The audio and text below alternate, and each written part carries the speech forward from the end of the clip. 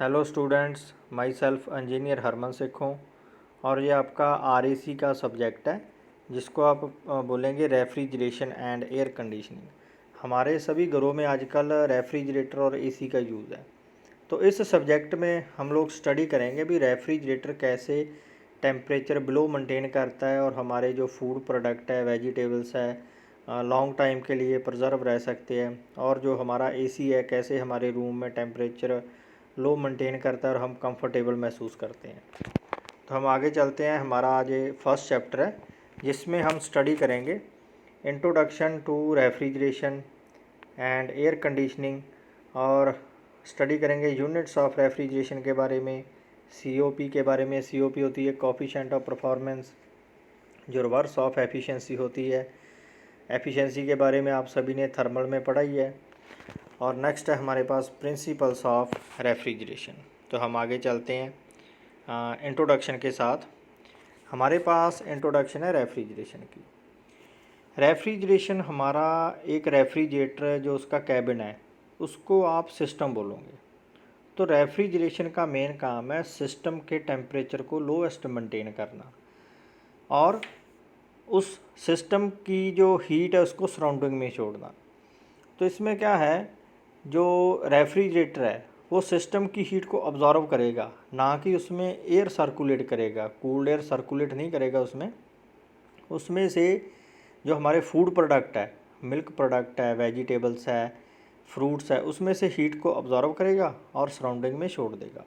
तो हम इसको बेसिकली बोल सकते हैं refrigeration is the branch of science which deals with the process of reducing and maintaining the temperature of space or material below the temperature of the surrounding।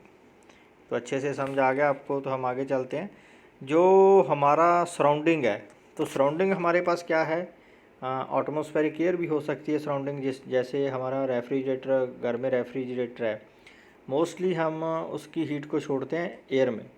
दूसरा, हम surface water का use कर सकते हैं जैसे कोल्ड स्टोर में करते हैं, और किसी भी एक्सटर्नल बॉडी का यूज़ कर सकते हैं जिसका टेम्परेचर बिलो है सराउंडिंग के टेम्परेचर से। ठीक है।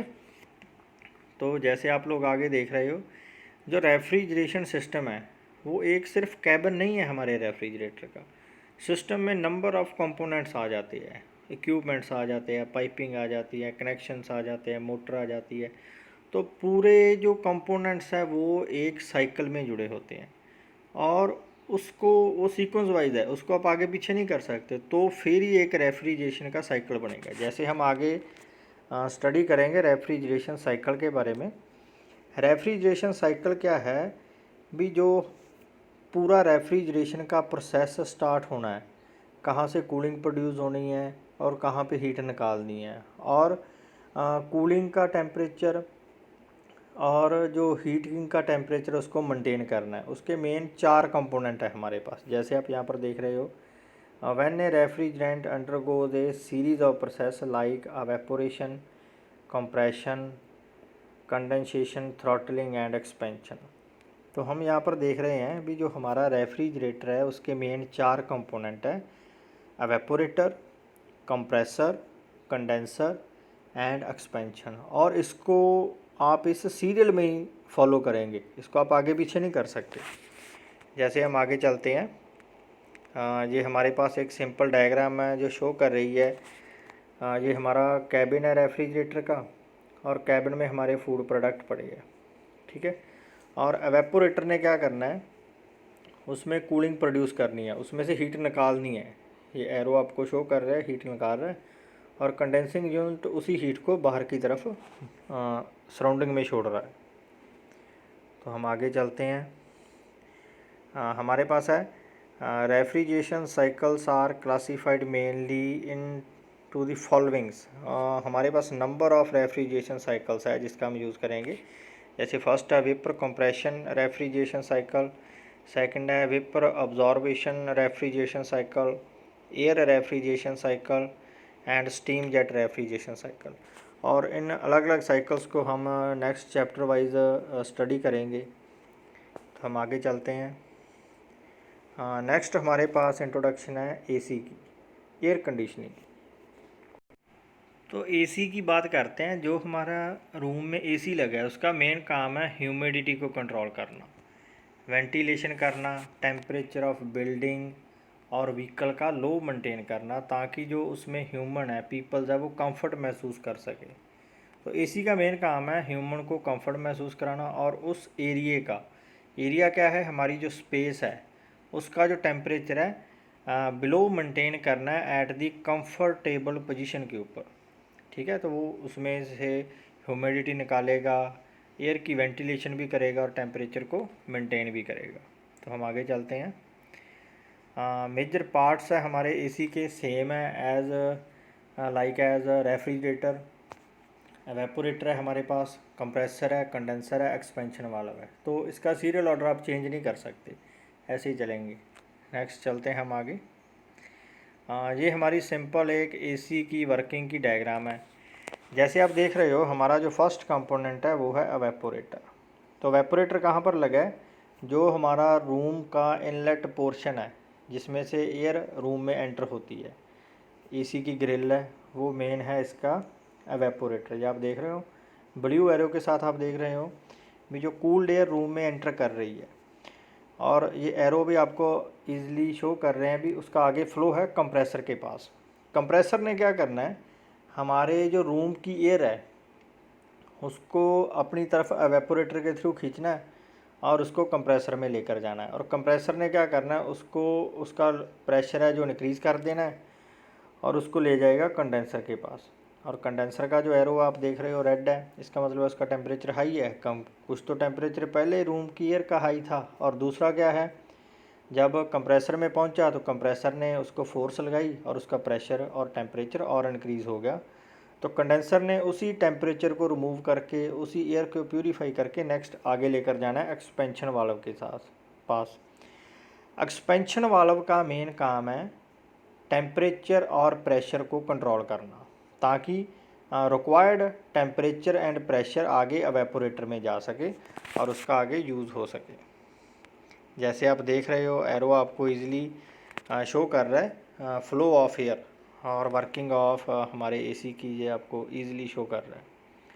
नेक्स्ट ये आपकी एक और डायग्राम है जिसमें आप देख रहे हो ये हमारा इंडोर है, तो हमारा एवेपोरेटर यहाँ पे आ गया। ठीक है, और जो हमारा कंप्रेसर है इस पोजीशन पे आ गया, और ये आ गया हमारा कंडेंसर आ गया, और ये आ गया हमारा एक्सपेंशन वाला। तो फ्लो हो गया इस तरफ ऐसे, तो आपको ईज़िली यहाँ से पता चल जाएगा। तो हम आगे चलते हैं। नेक्स्ट है हमारे पास types of AC.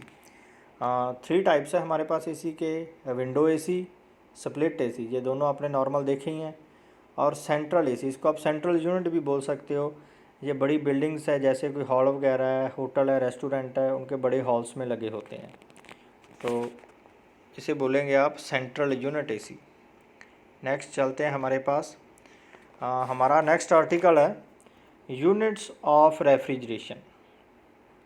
Basically refrigeration के यूनिट को हम टन बोलेंगे, टन ऑफ रेफ्रिजरेशन, क्योंकि इसको निकाला गया है आइस के साथ।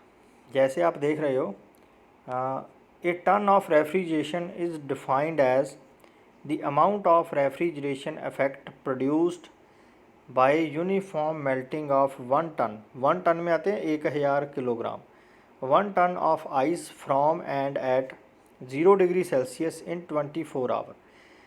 डेफिनेशन आपको बता रही है इसको टन क्यों बोलते हैं। अगर हम किसी कन्फाइंड स्पेस में, किसी सिस्टम में 1 टन आइस रख दें, 1000 किलोग्राम आइस रख दें, और 24 आवर में आइस मेल्टिंग होने के बाद जो कूलिंग प्रोड्यूस होगी, रेफ्रिजरेशन प्रोड्यूस होगी, तो उसे बोलेंगे हम रेफ्रिजरेशन इफ़ेक्ट, RE, वो आ गया आपका RE, रेफ्रिजरेशन इफ़ेक्ट बोलेंगे उसको।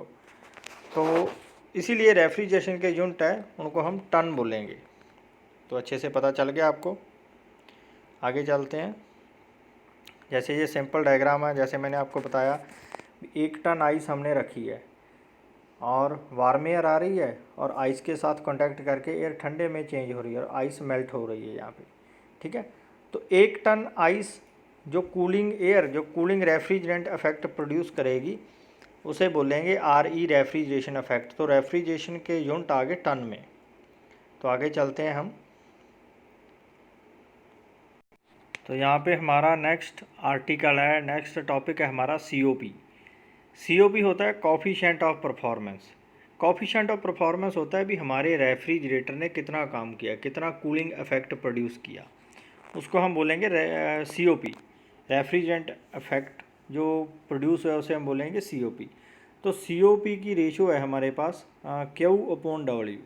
W है हमारा वर्क डन है, और जो Q है वो हमारा हीट एक्सर्टेड इन दी रेफ्री, मतलब कितनी हीट को अब्जॉर्ब करके बाहर निकाला गया है।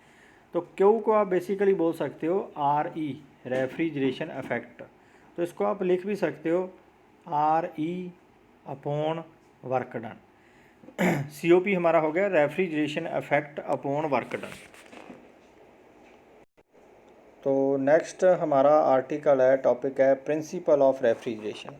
तो यहाँ पर हम रेफ्रिजरेशन के कंपोनेंट्स को वन बाय वन एक्सप्लेन करेंगे। जैसे मैंने आपको बताया है कि हमारे रेफ्रिजरेशन के मेन 4 कंपोनेंट्स हैं। तो 4 कंपोनेंट कौन कौन से हैं? एवेपोरेटर है, कंप्रेसर है, कंडेंसर है, एक्सपेंशन वाल्व है। और इन कंपोनेंट्स को आप आगे पीछे नहीं कर सकते, जो इसका सीरियल ऑर्डर है ऐसे ही आपको चलना पड़ेगा। तो हम आगे चलते हैं। जैसे फर्स्ट हमारे पास आएगा एवेपोरेटर, और दूसरे बाद हमारे पास एवेपोरेटर है, कंप्रेशन और कंडक्शन और एक्सपेंशन। ये हमारा बेसिकली एक एंथैल्पी प्रेशर ग्राफ है। इसको हम आगे नेक्स्ट चैप्टर में एक्सप्लेन भी करेंगे, तो आप देख ही रहे हो। नेक्स्ट हम चलते हैं। हमारा जो फर्स्ट कंपोनेंट है वो है एवेपोरेटर। तो जैसे मैंने आपको बताया है, एवेपोरेटर हमारा जो मेन कंपोनेंट है किसी भी रेफ्रिजरेशन का। एवेपोरेटर लगा कहाँ पर होता है? जैसे आप देखते हो आपके रेफ्रिजरेटर में, आपके फ्रिज में एक बॉक्स बना होता है जिसको हम आइस बॉक्स बोलते हैं। और वो हमारा जो आइस बॉक्स है वो हमारा एवेपोरेटर है। उसमें स्मॉल स्मॉल पाइप्स होती हैं, और उस पाइप्स में हमारा जो रेफ्रिजरेंट मूव करता है। और जब वो रेफ्रिजरेंट उस पाइप्स में मूव करेगा, ठीक है, तो वो क्या करेगा? हीट को ऑब्जॉर्व करेगा अपनी तरफ। अगर हम सीधी सी बात करें, हमारे एवेपोरेटर के 2 पोर्शन है, इनलेट पोर्शन और आउटलेट पोर्शन। इनलेट पोर्शन कहाँ से आएगा? जो हमारा लास्ट पार्टिकल है एक्सपेंशन वाला, वहाँ से आएगा इनलेट पोर्ट। इनलेट पोर्ट में क्या है? जो हमारा रेफ्रिजरेंट है वो प्योर लिक्विड फॉर्म में है, उसका प्रेशर लो है और लो टेम्परेचर है। और जब लो प्रेशर और लो टेम्परेचर पे उस पाइप्स में से मूव करेगा, तो हमारे जो फूड प्रोडक्ट है उसकी हीट को अपनी तरफ अब्जॉर्व करेगा, और उस हीट को अब्जॉर्व करेगा तो जो लिक्विड फॉर्म में है तो वेपर फॉर्म में चेंज होना स्टार्ट हो जाएगा। और जब वो आउटलेट पोर्ट पर पहुंचेगा, एंड पर पहुंचेगा, तो वो प्रॉपरली एक वेपर फॉर्म में चेंज हो चुका होगा। तो आगे वो चलेगा कंप्रेसर के पास। जैसे आप यहाँ पर देख ही रहे हो, पॉइंट्स में क्लियरली डिफाइन किया गया है। जो वेपर फॉर्म है वो उसके आउटलेट पोर्ट में आके चेंज हो जाएगा वेपर में। तो नेक्स्ट चलते हैं हम कंप्रेसर के पास। कंप्रेसर हमारा क्या है? कंप्रेसर हमारे फ्रिज का मोटर है जिसने पूरा प्रेशर क्रिएट करना है। अगर किसी लिक्विड का प्रेशर है तो ही वो पाइप्स में फ़्लो कर पाएगा। अगर प्रेशर नहीं है तो लिक्विड तो स्टेबल है, खड़ा है पाइप में, तो फिर उसका क्या काम? तो कंप्रेसर क्या करेगा? जो वेपर फॉर्म है, पहली बात तो जो एवेपोरेटर में से हमारा वेपर आएगा वो प्योर वेपर फॉर्म में होगा, ड्राई होगा। अगर उसमें थोड़े से भी लिक्विड पार्टिकल है तो वो कंप्रेसर को जाम कर देगा। तो कंप्रेसर ने क्या करना है? लो प्रेशर वेपर को हाई प्रेशर वेपर में कन्वर्ट कर देना है। और जब वो लो प्रेशर वेपर को हाई प्रेशर वेपर में कन्वर्ट करेगा तो उसका टेम्परेचर भी इंक्रीज़ होगा। तो हम बोल सकते हैं it converts low pressure vapour to high pressure vapour and high temperature vapour, ठीक है। और वो increased pressure and temperature vapour हमारा चला जाएगा कंडेंसर के पास। तो नेक्स्ट हमारे पास है कंडेंसर। तो कंडेंसर कहाँ पर लगा होता है? आप सभी ने देखा होगा घर में जो हमारा रेफ्रिजरेटर है उसके पीछे एक ग्रिल लगी होती है। तो वो ग्रिल क्या है? वो ग्रिल हमारा कंडेंसर है। तो उस ग्रिल का, कंडेंसर का मेन काम है भी जो कंप्रेसर से हमारा high pressure high temperature vapour आ रहा है उसका दोबारा यूज़ करना है। उसने क्या करना है, उसमें से जो हीट को निकालेगा और सराउंडिंग में दे देगा। सराउंडिंग क्या है हमारा, एटमॉस्फेरिक एयर। और जैसे जैसे हीट निकालता रहेगा, जैसे स्टार्टिंग से पाइप में से फ्लो होने लगा, वेपर ऊपर को जाएगा, मूव करेगा, तो धीरे धीरे वो एटमॉस्फेरिक एयर के साथ कांटेक्ट में आएगा और अपनी जो हीट है उसको एनवायरनमेंट में छोड़ देगा। एनवायरनमेंट में हीट छोड़ने के बाद जो हमारा रेफ्रिजरेंट है, वेपर में था, वो धीरे धीरे लिक्विड में चेंज होना स्टार्ट हो गया। तो जब वो लिक्विड में चेंज होना स्टार्ट होगा तो एंड पॉइंट पे, कंडेंसर के एंड पॉइंट पे जाने के बाद वो प्योर लिक्विड फॉर्म में बन गया। तो हम उसको आगे मूव करेंगे एक्सपेंशन वाल्व के पास, जैसे हम यहाँ पर देख रहे हैं। नेक्स्ट हमारा है एक्सपेंशन वाल्व। एक्सपेंशन वाल्व क्या है? एक्सपेंशन वाल्व एक तरह का वाल्व है, टैप है, जिसका मेन काम है जो हमारा रेफ्रिजरेंट है उसको कंट्रोल करना है, उसके फ़्लो को कंट्रोल करना है, उसके टेम्परेचर को और प्रेशर को कंट्रोल करना है। कंट्रोल कैसे करेगा भी, जितनी रिक्वायरमेंट है एवेपोरेटर को उतना ही रेफ्रिजरेंट उसने आगे को मूव करवाना है। अगर हमारे रेफ्रिजरेटर में लोड कम है, थोड़े फूड प्रोडक्ट है, small amount of milk product है, फूड हमारा लो क्वांटिटी में है, तो फिर ज़्यादा रेफ्रिजरेंट मूव करने की क्या ज़रूरत है। तो एक्सपेंशन वाल्व उसके प्रेशर को और टेम्परेचर को कंट्रोल करके और जितना रिक्वायरमेंट है उसको ही एवेपोरेटर में मूव करेगा। तो आप इसको क्लियरली यहाँ पे देख सकते हो और आप स्टडी कर सकते हो इसको। तो हम आगे चलते हैं और नेक्स्ट हमारे पास है एप्लीकेशंस ऑफ रेफ्रिजरेशन। एप्लीकेशन कहाँ पर है रेफ्रिजरेशन की? सबसे पहले तो हमारे घर में यूज़ है इसका। हमारे घर में फ्रिज है, रेफ्रिजरेटर है, तो क्या करते हैं, क्या काम करते हैं हम उसका मेन काम है जो हमारे फूड प्रोडक्ट है, मिल्क प्रोडक्ट है, उनको प्रिजर्व करता है। तो फर्स्ट है food stuff production, conversion and prevention. उसकी प्रिवेंशन करता है, कन्वर्शन करता है, हीट को रिमूव करता है। और दूसरा यूज़ है केमिकल प्रोसेसिंग इंडस्ट्री में यूज़ है इसका। और थर्ड है industrial and comfort air conditioning plants, वहाँ पर यूज़ करते हैं, और ड्राइंग प्लांट्स एट्सेट्रा। तो आजकल अगर हम सोचें तो हर एक जगह पे रेफ्रिजरेटर का यूज़ है, चाहे कोई स्मॉल स्केल इंडस्ट्री है, चाहे हमारा घर है, चाहे ऑफिस है, तो हर एक जगह पे इसका यूज़ है। तो नेक्स्ट, तो आज का हमारा जो लेक्चर यहाँ पर समाप्त होता है। तो होप आप सभी हमारे normal introduction of refrigeration and air conditioning को अच्छे से समझ पाए होंगे। तो आप सभी का thanks to all of you.